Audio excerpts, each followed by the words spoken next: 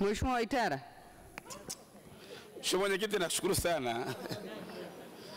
Mheshimiwa Mwenyekiti, naomba nimpongeze Mheshimiwa Waziri na Mheshimiwa Naibu Waziri kwa sababu ulikuwa na mgogoro wa kazi mzungu. Kwa kweli Mheshimiwa Waziri Mkuu aliingia kati, na washukuru sana waheshimiwa hawa, walifunga safari kutoka hapa mpaka Ukonga na wakahakikisha kwamba jambo linajadiliwa kwa manufaa ya watu wa Ukonga. Kwa hiyo nashukuru sana, natakia kazi njema.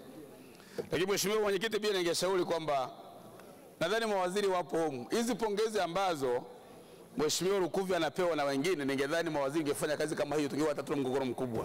Kwa hiyo ni muhimu wakajifunza mambo mazuri kama haya. Anapokea simu na naibu wake, wanakusikiliza, wanakupa majibu, wanatembelea majimbo, na kama jambo aliwezekana kwamba hili kwa mujibu wa sheria aliwezekana. Mheshimiwa Lukuvi, nafikiri kwa sababu ya uzoefu wako unaweza kutoa tuition kwa wenzako ili tukaenda vizuri. Mheshimiwa Mwenyekiti, na mambo yafuatayo. Moja, Mheshimiwa Lukuvi, naomba unisaidie kumaliza migogoro maeneo yafuatayo Ukonga. Moja, kuna mgogoro wa Vikiuta. Nyumba zimevunjwa zaidi ya mara 3, unaofahamu vizuri. Tunahitaji watu wale wapate amani, wapate maelekezo ya kisheria, waishi kwa amani katika eneo hilo. Mheshimiwa Mwenyekiti, kuna mgogoro upo pale Pugu Kajiungeni.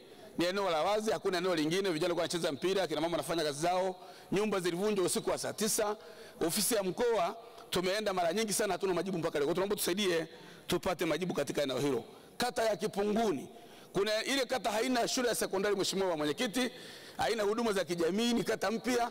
Eneo pekee ambalo kumebaki limevamiwa na watu, hawana dokumenti zozote zile, lakini majibu hayapatikani mpaka sasa. Kwa hiyo tunaomba tusaidie pia kupata majibu katika eneo hilo. Mgogoro mwingine mkubwa wa ardhi ni wananchi ambao walihamishwa kutoka eneo la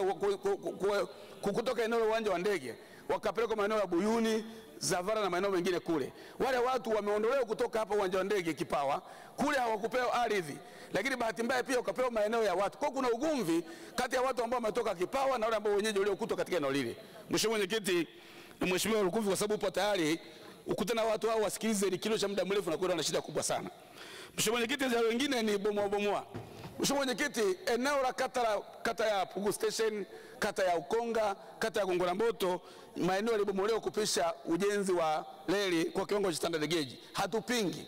Lakini wale watu wengine walikuwa na hati, wamechanganywa kwa na hakuna fidia yote ile. Sasa mambo kama Mheshimiwa Mwenyekiti mkiafanya, ni muhimu watu wafahamu sheria zinasema nini, haki zao ni zipi, na wakati mwingine kutoa taarifa ni advance, ili kama kuna mtu ana vacate aweze kuvacate ili asipoteze mali zake zote.